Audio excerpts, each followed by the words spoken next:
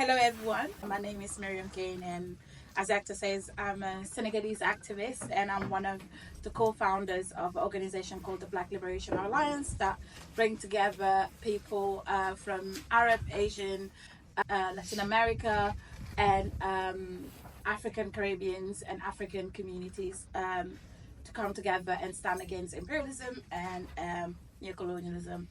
It is an honor that I get to be here today with all of you.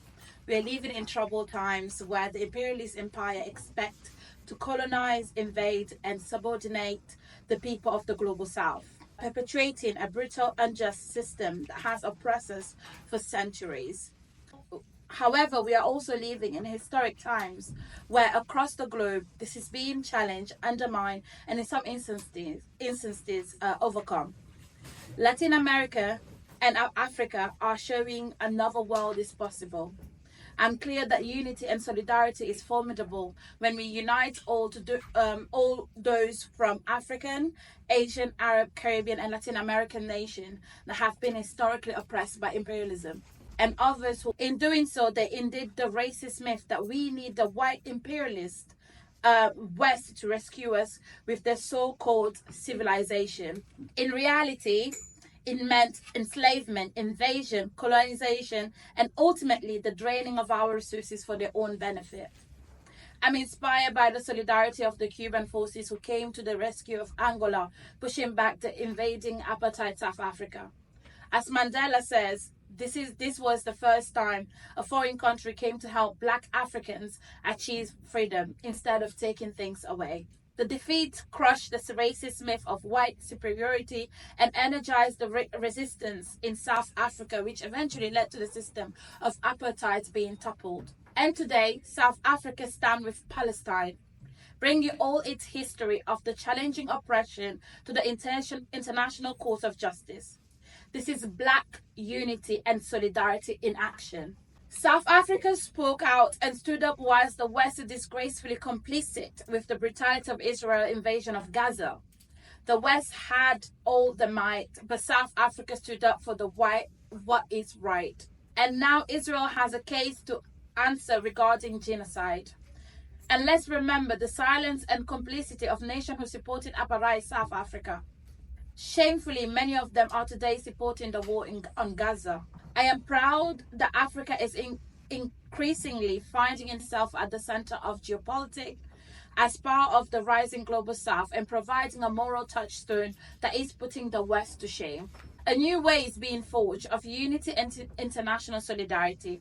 We're seeing the very real potential of a multipolar world where we, whose country holds national resources, have ownership of these resources, our own self-determination and our own destiny. And in Venezuela, it is inspiring to see that this includes a strong stand for the communities that face racism, with Venezuela National Assembly declaring 31st of August as International Day of Afro-Descendant. And internationally, 16 embassies in Africa were opened thanks to Chavez and Maduro. But imperialism is clamping down hardest on those that dare to challenge its order. We see that repeatedly in Africa and in Latin America. Venezuela gold is being held in the Bank of England. This is shameful and it is colonial and must be returned to the people. In Senegal, our gold is mined in Sabadola and taken by armed guards airplane where it's flown direct to France. This is everyday life in Senegal in 2024. I say, give Venezuela and Senegal back our gold. It is a disgrace that in Senegal, Sonko, the leaders of the opposition, has been imprisoned, that PASTEF, a legitimate anti-colonial, anti-imperialist political party, has been dissolved, and that we are seeing over 1,000 political prisoners and over 180 people have been killed opposing Macky Sall's dictatorship government, a firm ally to imperialism. I urge you all today to stand in solidarity with the movement in Senegal as we face the most important election in decades, where the people are being denied the choice to elect candidates that are not in the pocket of imperialism. Whilst the CIA routinely topples progressive leaders in Latin America, in Africa, the imperialist supported army of ECOWAS threatened an invasion of Niger throughout last year. What stopped them was the unity of surrounding states, Burkina Faso, Mali, and Guinea, all who also had popular uprising like Niger, pledging their support in the face of an imminent invasion. But why the threat this military intervention?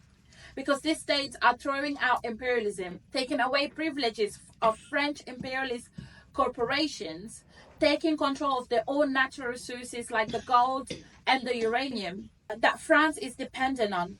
Niger produces over 5% of the world's uranium, but the extraction companies are majority French owned. 1 in 3 light bulbs in France are powered by uranium from Niger.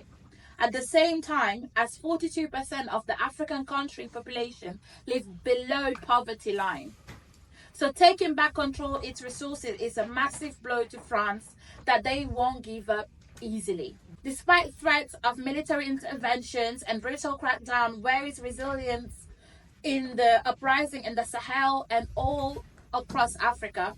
We're seeing young Pan-Africanist people at forefront of this struggle, challenging the tired, outdated order of neocolonialism. Much like young people across the global south, they are connecting. Many become activists before they are old enough to even work. They understand that the West world order cannot deal with the challenge we face, from economic instabilities to COVID to climate change. This month, we have learned that 2023 was the hottest year in record. This week, the Doomsday Clock announced that we are 90 seconds to midnight to the closest we have been to nuclear annihilation. In an age where the way forward from the West should be giving us reparation for colonialism and empire, financial support for dealing with the worst impact of climate change, and acknowledgement that their brutal exploitation through slavery and colonialism has ravaged the global south. Instead, the response to the chance of multipolar world is increased military intervention and ultimately a cold war in China. The proof that the West is falling on the global stage is that the biggest headline about the US is Donald Trump is looking likely to run against the most powerful waste man in the world. The proof of how imperialist Britain is that most common mention of Africa by this government is the brutal, inhuman, and illegal Rwanda deportation scheme. Where the Western leaders bring us despair and destruction, it is the leaders emerging from the struggle against injustice and the global south that are taking inspiration from. It is clearly rattling the West. We must oppose any military intervention in Niger by France, backed by the US or its proxies in ECOWAS. We must stand in solidarity with the anti-imperialist coup in Niger, Burkina Faso, Mali, and Guinea. We must call for the release of Sonko and political prisoners in Senegal. We must talk about Congo and Sudan. And as internationalists, we must extend the hand of solidarity to the struggles and social advances that are taking place in Latin America. And let's be inspired that all of us who stand in solidarity are on the same side of the winds of change in Africa and Latin America. And I will finish by saying, we must reunite with the people of the global south. Victory to the progressive state of Latin America and in Africa. And finally, free Palestine. Thank you.